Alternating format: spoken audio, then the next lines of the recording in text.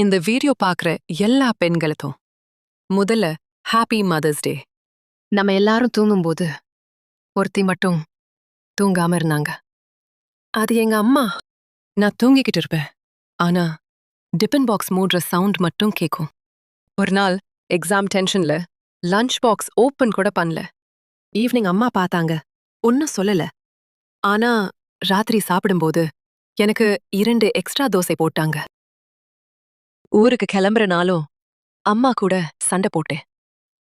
எனக்கு சாப்பிட எதுவும் வேண்டாமான்னு கோபமா சொல்லிட்டேன்.